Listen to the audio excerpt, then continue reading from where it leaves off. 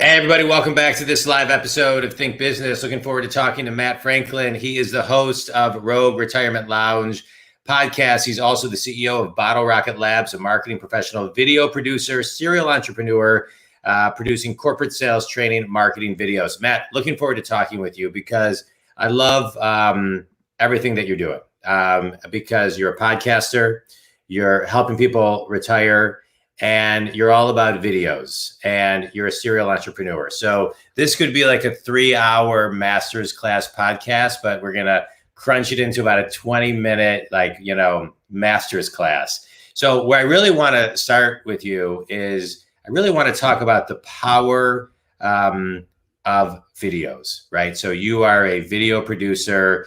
You see the power of videos. And I don't think, as much as we all see videos, I don't think a lot of people use videos to the extent that they should, or they're too nervous in front of the camera, or they don't know what to say. And so just talk a little bit about the power of video, whether it comes to using it as a training, using it to promote your business, and any different avenue. Well, first off, thanks for having me, John. I'm a big fan of this podcast, and I've listened to a lot of them, and I get a lot out of it. Thanks. And but yeah, video. It kind of started in 2006. I was working for a Fortune 500 company, semiconductor company, and doing marketing. And the announcement was made that Google was going to buy YouTube for $1.65 billion. And in 2006, that 1.65 billion was real money.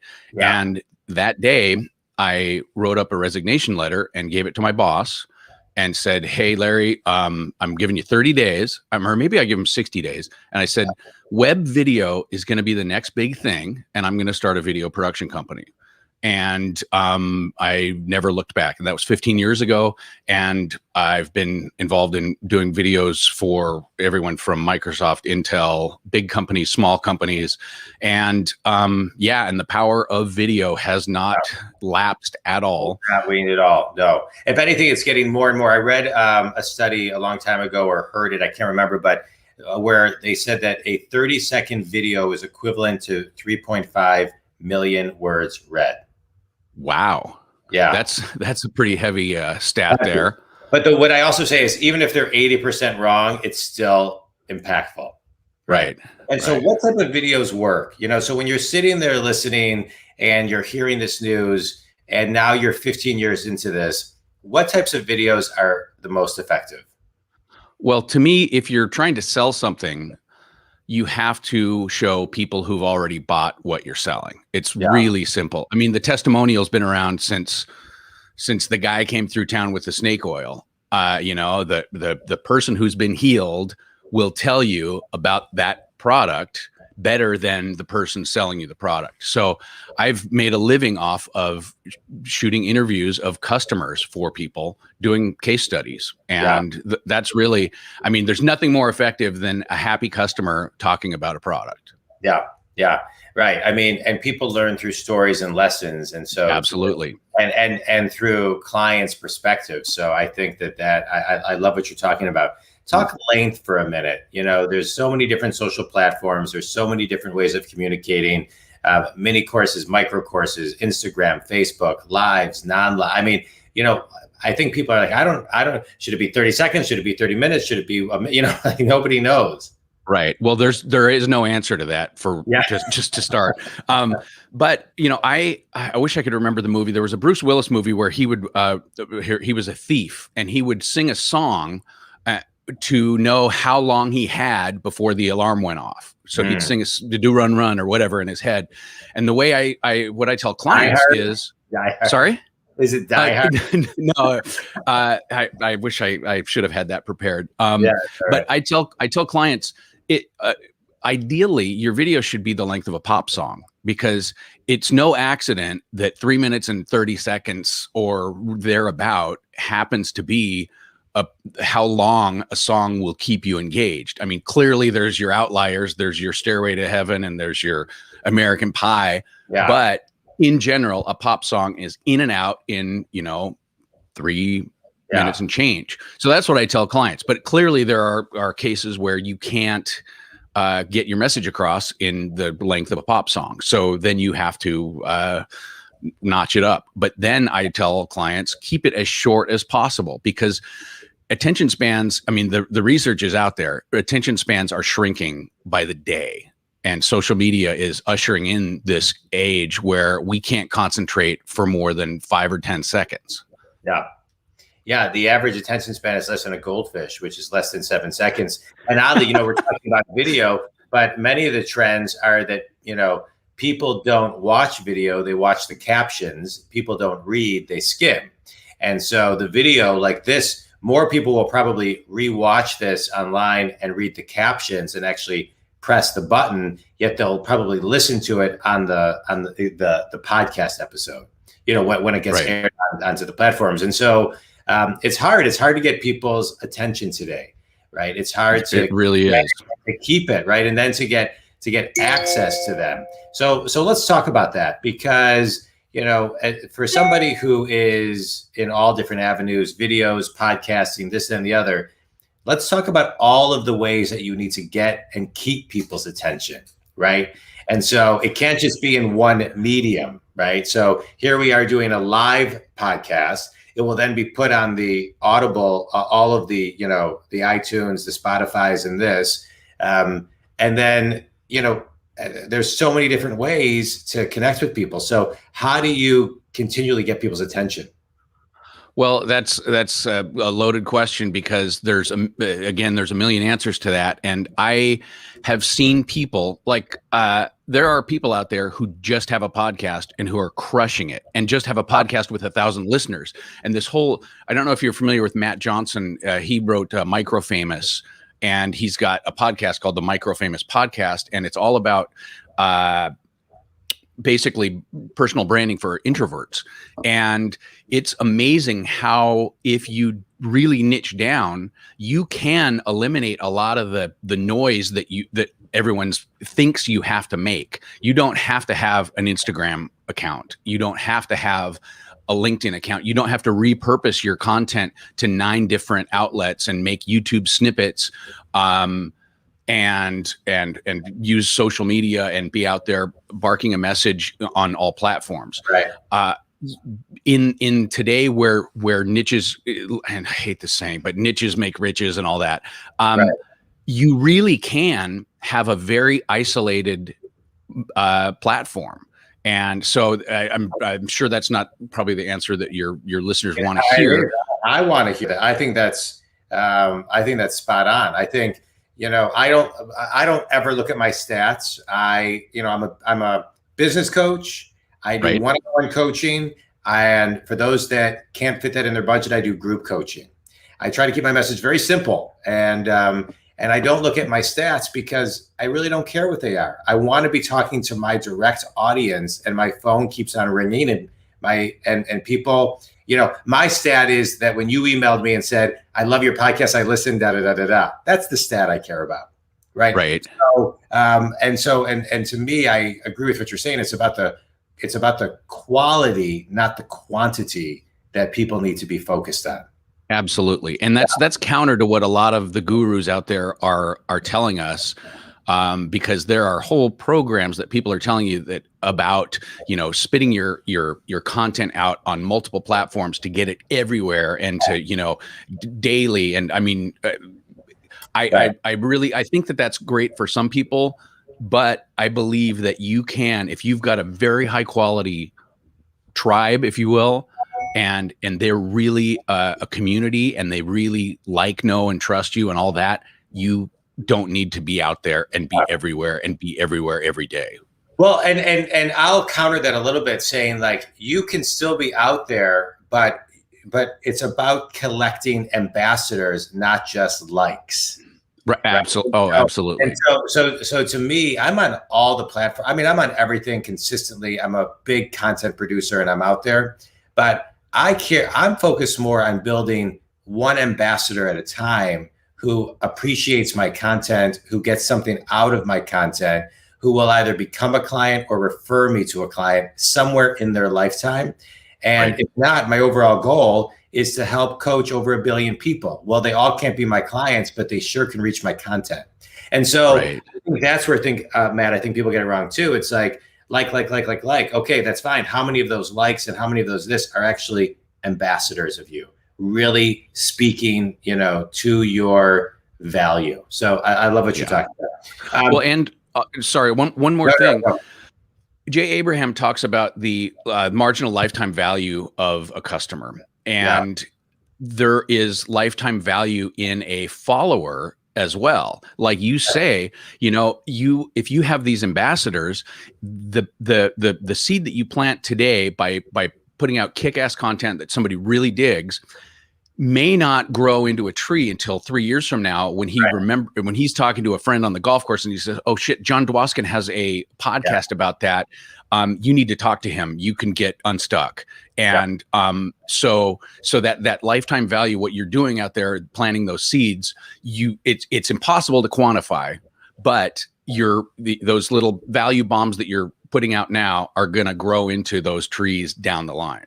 Yeah. I had Jay Abraham on the show. He was great. Yeah, he was great. And he had a lot of great nuggets. Let's talk about you now, the serial entrepreneur. I think in today's world, we're seeing more entrepreneurs pop up. Post-COVID, I think people are realizing they really want to kind of just have a little bit more freedom and control of their life.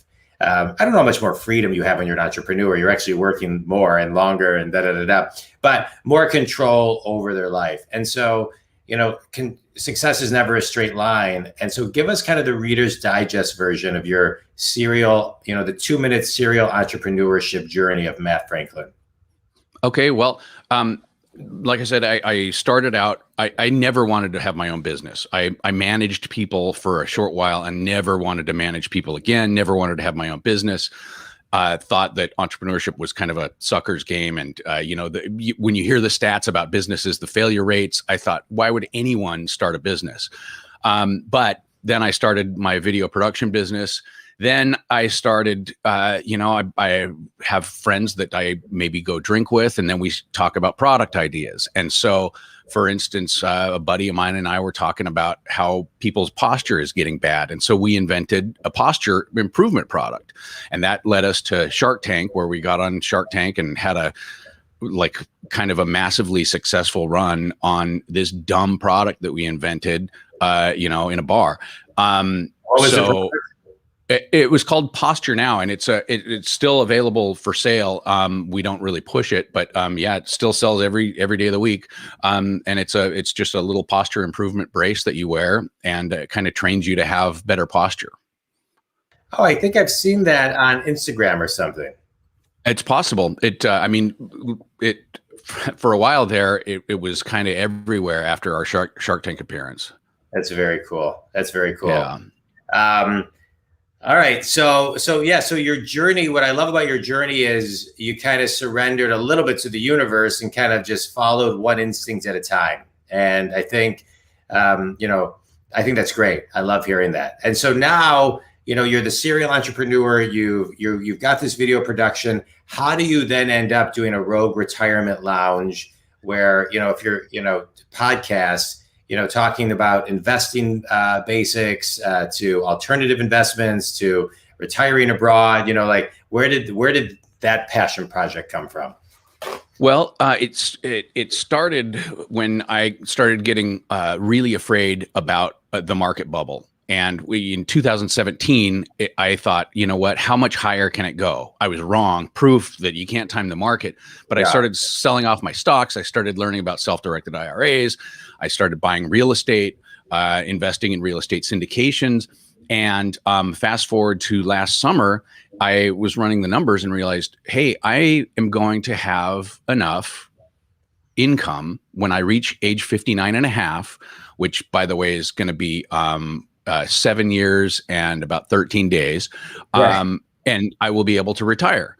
And as soon as that kind of little epiphany happened, I just went into coast mode. Now I don't need to, I don't need to save anymore. I don't need to put any more into my IRA or anything like that. And so all this work that I'd been doing, I've been seriously obsessed with retirement planning and investing. all this books that I've been reading, all this work that I've been doing is going to pay off, and I don't have to do any more. So then all of a sudden I just sat back and I haven't been promoting my business. I've been, working just enough to get by. I unlike you, I sleep until 10 o'clock in the morning, and I'm a bum. I'm in pre-retirement, and I am totally living the dream. And so then I thought, well, why do I keep reading books on investing if I already have my shit together? So then I thought, okay, well, I need an outlet for this. And so I started a podcast, and it's just for self-employed people, because there are very few resources out there that are teaching self-employed people how to retire. And self-employed people are terrible at retirement planning.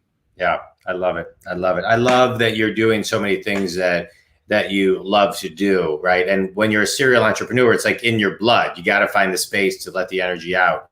Absolutely. But you have your video company, you have your podcast, you have, I'm sure, all these ideas that run through your brain on a daily basis, just from kind of knowing the DNA of who you are. And so how do you, as a, not only as an entrepreneur, but just as a person, ground yourself and get back to center? Right. Because I think that's one of the keys. We all, have to figure out how quickly we can get back to center when we have a stressful day. We are trying to focus our brain. How do you do that? Well, meditation has been a big part of my life. It's not a huge part of my life today, but it has been. I know that you're a daily meditator. Yeah, huge part. And I'll tell you, I do TM of a mind method as well. But my recent favorite podcast app is Waking Up by Sam Harris. It's great. So if you're trying to get back into it, he has a great app, Sam Harris. It's called Waking Up. Interesting. Okay. Yeah. I will check that out. But yeah, I got started when I was 16. I was introduced to Ram Dass, was introduced to Paramahansa Yogananda. As soon as I finished high school, I moved to San Francisco straight away and moved into an ashram following the teachings of Paramahansa Yogananda, and where meditation was a daily ritual, multi times a day. And spiritual practice was huge for me in my formative years.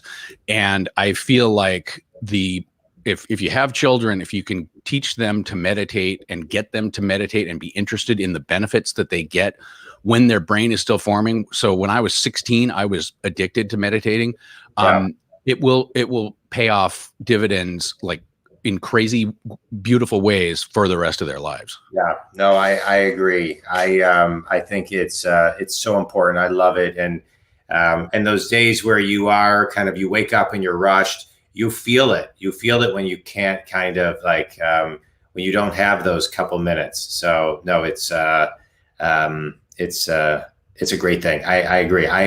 My kids don't meditate every day, but I have done, lots of kind of coaching them, if you will, to try to meditate, and they'll go in bits and spurts and, here and there. So, right. But it's great. And during when the pandemic broke last March, we were doing like family meditations for that's great. 2.5 months. Like after dinner, we'd meditate as a family, just because it was so crazy and there were so many unknowns. Wow. So let's talk about you, the video, your company. Just want to chat about that for another minute, right? Bottle Rocket Labs, tell everybody, who your ideal clients are and how they can connect with you on that. Well, my ideal clients, generally I work with tech companies. And if you have products that are kind of abstract and difficult to describe, like working for one of my bigger clients is a company that creates basically CAD software that Intel uses to design their microchips. And that stuff is really hard to talk about, and it's really hard to visualize because you're dealing with sub-nanometer things.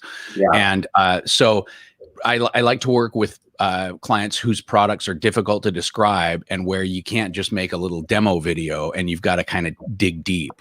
So that's basically what I like to work with. But okay. The variety of people that I work with, I had a shoot on Monday out in a meadow foam flower field with these two Instagram influencers called the Gay Beards. And we were showing them dancing around in the fields in bee suits. So I've done it all. All right, good. I love it. All right, you ready for a quick speed round, Matt? Absolutely. Okay. Favorite book and why? J. Conrad Levinson's Guerrilla Marketing, because it truly altered the course of my existence. I love it. It's such a good book. Such a good book. Great. Yeah. Finish this sentence. One thing every person needs to do to tap into their own entrepreneur is meditate. Yeah, that's a good one. Best piece of wisdom you ever got? Drink more water. Yeah, that's important. I drink about a gallon a day. Yeah. See, it's important. Throw some lemon in it too. Yeah, and it's good. It's good for the body. Tony Robbins says alkalize and energize, and yep. Yeah, absolutely. Finish this sentence. One thing everybody needs to do to finish the year strong is. Oh, this is a terrible answer. Meditate. Okay, it's okay. You can repeat. One thing about you people would be surprised to know. I think people find it surprising that I used to actually be kind of a very spiritual person, because now I'm kind of a slob and an irreverent kind of drinking man. I think that would be the surprising thing, is that you followed Paramahansa Yogananda. Yeah, right. Define yourself in one word. Irreverent. All right. And fast forward 100 years, what do you want your legacy to be? Oh boy. Just that I didn't hurt anyone. All right. Tell everybody how they can connect with you. Anywhere you find podcasts, if you look for the Rogue Retirement Lounge, that's you can find me. All right. Good. I love it. Hey, just a couple of things I want to recap. Listen to the universe, right? Sometimes you don't think you want something and the universe kind of puts it right in front of you. Listen to your instincts like you did. Hey, one piece of news can give you an idea. That idea can become a company. That company can give you the freedom and the path to retirement that you want. So I love that. Any final thoughts, Matt? Well, yes. The 1 year after I started my business, I was going through some old boxes I had moved, and I looked and I found this Tony Robbins, the workbook for a Tony Robbins personal power.